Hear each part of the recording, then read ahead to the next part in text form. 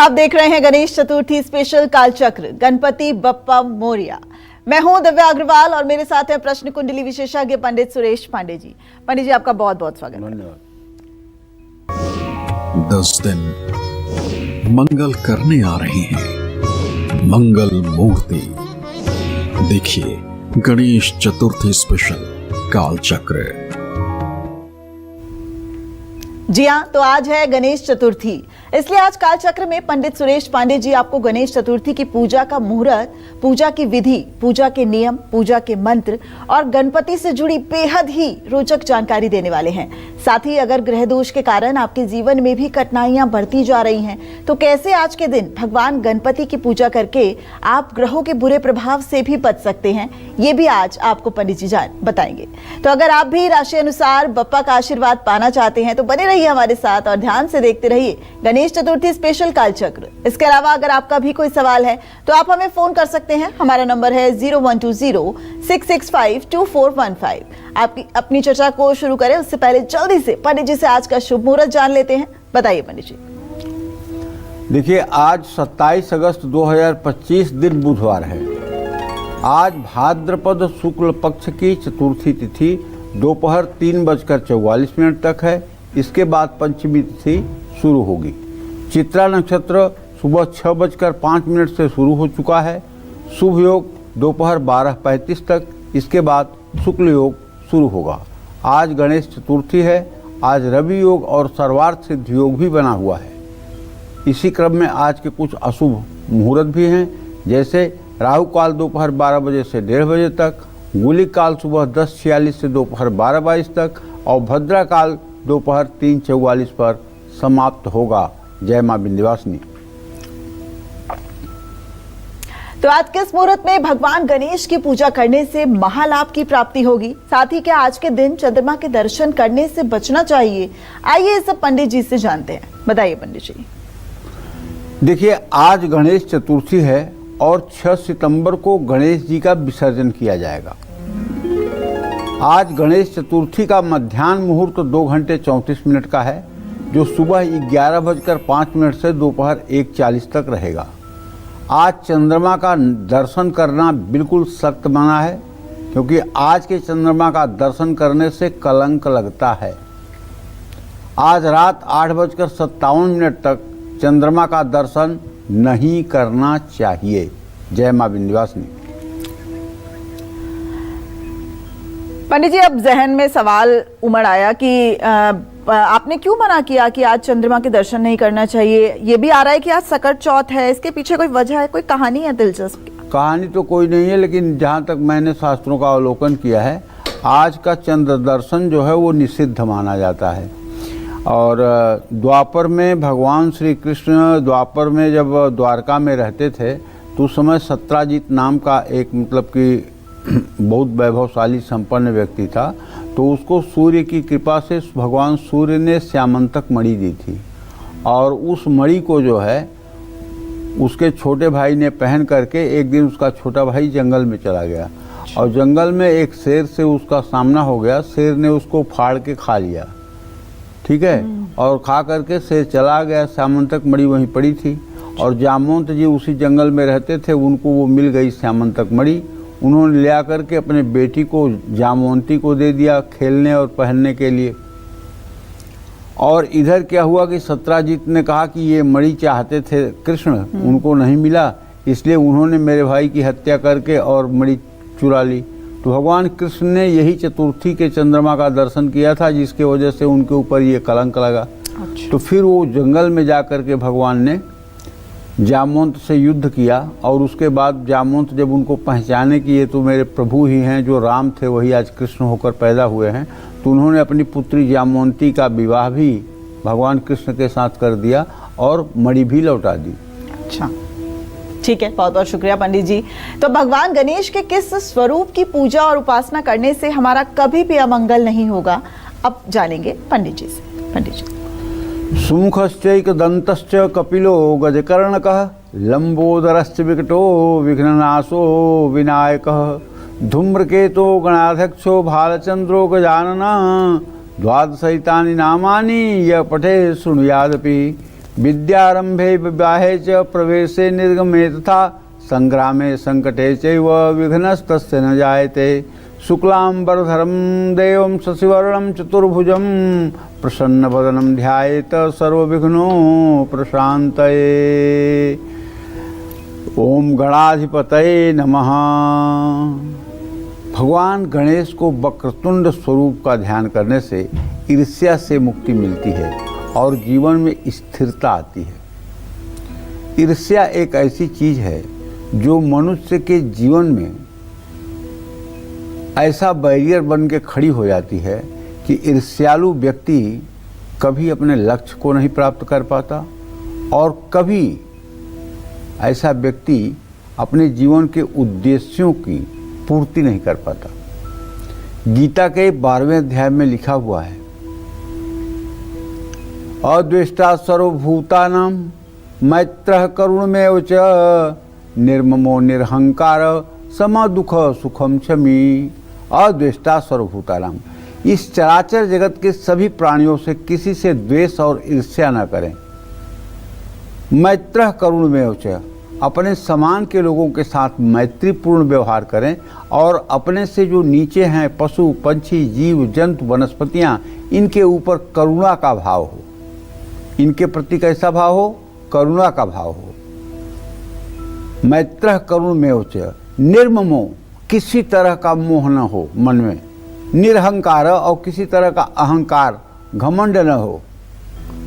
सम दुख सुखम क्षमी, सुख और दुख में समान रूप से अपने आप को जो व्यवस्थित रख पाता है वही भगवान का भक्त बनने का अधिकारी होता है और उसी का जीवन सफल होता है। तो कहने का आशय यह है कि ईर्ष्या, राग, द्वेष, ये सब चीजें बहुत ही खतरनाक हैं। गणेश जी के एकदंत अवतार का ध्यान करने से ओम एकदंताय विद्महे वक्रतुंडाय धीमहि तन्नो दंती प्रचोदयात, ये गणेश गायत्री मंत्र है। ओम एकदंताय नमः, इस मंत्र का भी आप जप कर सकते हैं, इससे भी आपको लाभ मिलेगा। अहंकार में इससे कमी आती है और विनम्रता और संतुलन में वृद्धि होती है। भगवान गणेश के महोदर स्वरूप की उपासना से मोह, भ्रम और आसक्ति कम होती है। गजानन स्वरूप का ध्यान करने से क्रोध में कमी आती है और मानसिक शांति बढ़ती है। भगवान गणेश के लंबोदर अवतार का ध्यान करने से ओम लंबोदराय नमः मंत्र का जप करने से लालच पर नियंत्रण बढ़ता है। विकट अवतार की उपासना से वासना पर नियंत्रण बढ़ता है। इस तरह मनोविकारों से मुक्ति मिल सकती है। गणेश जी के विघ्नराज स्वरूप की पूजा करने से असमंजस और भ्रांति से मुक्ति मिलती है। व्यक्ति की निर्णय क्षमता बढ़ती है, बुद्धि का विकास होता है, विचारों में स्पष्टता बढ़ती है। भगवान गणेश के धूम्रवर्ण स्वरूप का ध्यान करने से अहंकार में कमी आती है। लेकिन कुल मिलाकर एक बात आपसे कहना चाहूँगा, ये सब चीज़ें तभी होती हैं जब आपके मन में शुभ भावना पैदा होगी, और शुभ भावना पैदा के लिए सत्संग बहुत जरूरी है। बिनु सत्संग विवेक न होई, बिना सत्संग के विवेक जागृत नहीं हो सकता, ये ध्रुव सत्य है। अगर कोई व्यक्ति धर्म की तरफ कमर कस करके चल दिया है और उसके जीवन में चाहे जितनी विपरीत स्थितियां आ रही हैं, लेकिन वो धर्म के पथ से डिग नहीं रहा है, तो इसका मतलब कि उसे बहुत ही सार्थक सत्संग मिला है। बिना सत्संग के भक्ति हो ही नहीं सकती। बिना सत्संग के आदमी सात्विकता से जीवन जी ही नहीं सकता। तात स्वर्ग अपवर्ग सुख धैर्य तुला एक अंग, तूलन ताहि सकल मिली जो लव सुख सत्संग। सत्संग माने सज्जनों का साथ। एक क्षण के लिए भी अगर हो जाए तो पूरे विश्व का सुख एक तराजू पर रख दिया जाए और एक क्षण के सत्संग का फल रख दिया जाए तो सत्संग का फल का पलड़ा भारी पड़ेगा। इसलिए सत्संग जरूरी है। और आज कल काल में सत्संग बड़ा दुष्कर हो गया है, बहुत मुश्किल हो गया है। मैं अपने दर्शकों से कहना चाहूँगा कि आज के दिन में भी हम लोगों का एक सौभाग्य है कि जब हम लोग हैं धरती पर, तो इस समय परम पूजनीय प्रातः स्मरणीय पवित्र कीर्ति वृंदावन में श्री प्रेमानंद जी महाराज विराजमान हैं। उनका दर्शन ही सब प्रकार की मनोकामनाओं की पूर्ति कराने वाला है।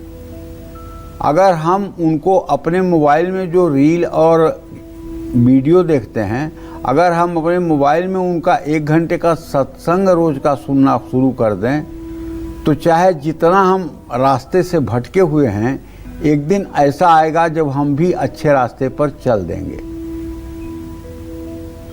क्योंकि वो सिद्ध संत हैं, उनकी वाणी का असर होता है, सबके बातों का असर नहीं होता है। जो लोग दैवी संपदा से संपन्न होते हैं, उन्हीं की बातों का असर होता है। इसी बात को गीता के 16वें अध्याय के 3 श्लोकों में भगवान कृष्ण कहते हैं, अभयम सत्व संशुद्धि ज्ञान योग व्यवस्थिति दान दमश्च यज्ञश्च स्वाध्याय तप आर्जवम अहिंसा सत्यम क्रोध शांतिपय सुन्मेव च दयाभूते सुलोलुप्तम हीरमादव चरापलम तेज क्षमा धृति शौचो द्रोहो नाति मानिता भवेद संपदम दैवी अभिजातस्य भारत। तेज, तेज शब्द का जो वर्णन है, उसका मतलब है कि आपकी बात दूसरे के हृदय के परिवर्तन में सामर्थ्यवान हो जाए, तो ये आपका तेज है। और वो आज के दिन में मैं कह सकता हूँ, इतने अच्छे संत हैं, इतने अच्छे संत हैं। देखिए हमारे यहाँ तो भक्तमाल में साफ साफ लिखा हुआ है, भक्त भगत भक्त भक्त भगत भक्ति भगवंत गुरु चतुर नाम बपु एक, इनके सुमिरन के किए नासै विघ्न अनेक। भगत, भक्ति करने वाला, और भक्ति, और भगवान, और गुरु, ये चारों एक ही समान हैं। इन चारों में कोई अंतर नहीं है।